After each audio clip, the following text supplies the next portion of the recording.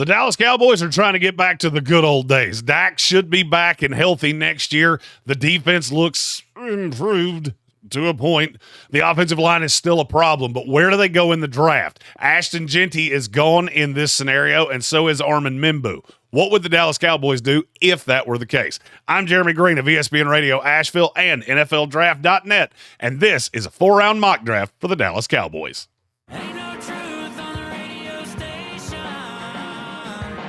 Somebody owes me an explanation. Well, I get knocked down, I get back up. The Sportsocracy. And I'm unapologetic. If everything went the right way for the Dallas Cowboys, either Ashton Jeanty or Armond Membou would be on the board. In this scenario, that's not the case. This is a team that I still feel like has a lot of needs. When I broke it down, the biggest needs I had for Dallas, you got to have a weapon outside of CeeDee Lamb. I think that's got to come in the form of a flexible wide receiver, and there's not a ton of those in this class. I still feel like you need a running back. You need to address the offensive line at guard and tackle, and you need another defensive tackle. So I'm going to try to address those the best that I can. Here at 12, I don't love what's on the board, but there is a player that does make a lot of sense. I don't love this receiver class. It's incredibly deep, but I don't think there's a lot of guys that I can completely trust, and there's a lot of guys that play exclusively out of the slot. One that does not apply to, and who I'm going to take here at 12, Matthew Golden, wide receiver out of Texas. Kid absolutely blew it out at the combine, running the fastest time among all receivers.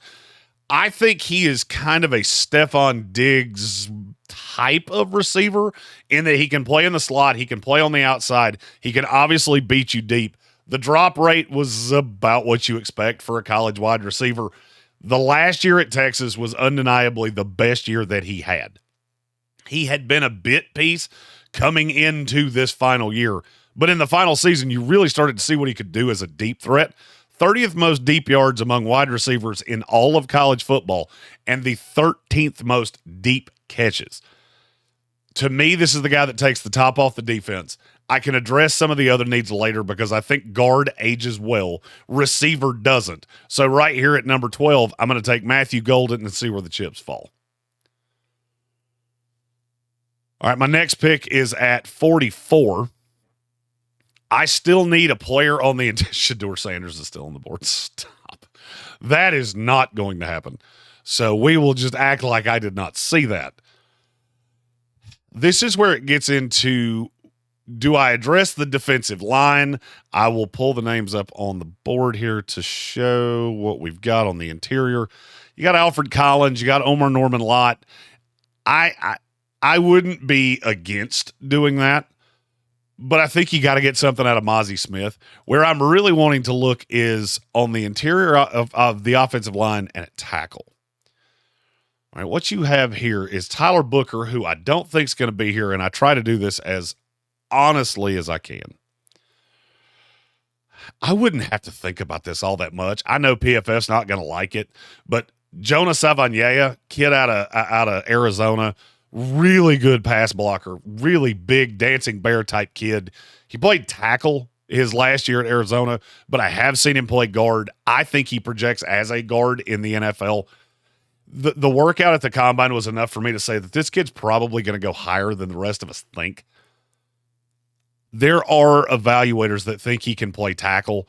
And I'm going to move the screen over here. Just at 6'5", 336, which is what PFF has him listed at. That's a little misleading because he doesn't move like he's that big. And there are times that it almost feels like the kid's the technique has never developed to the point that he needs to get stronger for sure.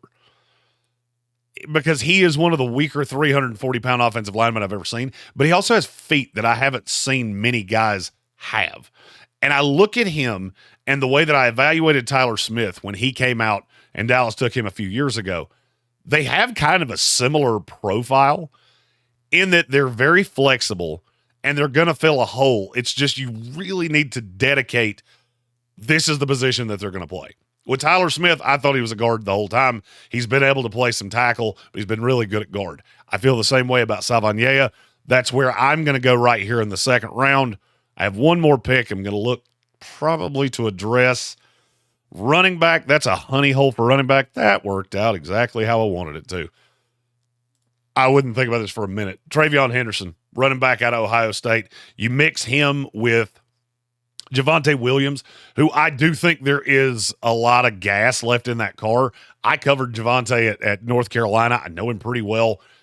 The injury definitely took a step away from him, but I still think he can be a pretty good thumper between the tackles. You add in a player like Travion Henderson, who I believe was passed at the combine by Quinshon Judkins, but you still look at the raw on Travion and his ability to hit big plays. Those two out of that backfield together, I've now added two pieces that go around Dak Prescott, and I feel like can upgrade this Dallas Cowboy team to a point that now the offense can carry you. Now I don't have to rely on the defense as they did with Cooper Rush, as they did after Dak was hurt last year. The defense can be complementary now because the offense can carry the water. And those shootouts, I can get into those, and I can do that with a little bit more confidence. Because the two guys that I added in terms of skill position guys, Travion and Matthew Golden, are two guys that are ready to contribute right away. So we can go into this season feeling like we have the bullets in the gun. Look, I think Dallas has a talent deficiency. I don't think this team is fantastic, and I think they're going to struggle a lot in 2025. But they can be competitive for a playoff spot. I just need a couple guys that can come in and contend right away. So let's see how PFF grades this draft. I'm going to go ahead and tell you it's probably not going to be great because they think I reached on Jonah Savaiinaea. Okay, PFF. As always, PFF hates every draft that's even half-ass competent. Well, hey, I got an A. Yeah, you drafted 5 guys that will be at least a round gone by the time you took them.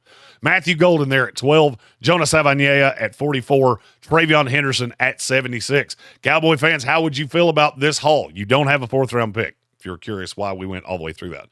This would be my first 3 picks if the board fell the way that this one did. Do you like these picks? Do you hate these picks? Is there a player you just want to talk about with the Dallas Cowboys? Throw that in the comments of this video. I answer all of those. I'm getting to them as quick as I can. We did over 25,000 views on the first 10 of these that we put out, so it's obviously led to a lot of comments. I will get to those as quickly as I can. We're going to do all of these 4-round mocks for every team in the NFL. Then starting at the end of next week, we will start 7-round A+ mock drafts.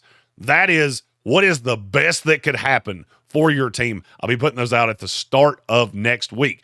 I'm Jeremy Green. You can find me on Twitter at ESPN Draft Nerd. You can find us on all the social medias at The Sportsocracy. And this has been a 4-round mock draft for the Dallas Cowboys.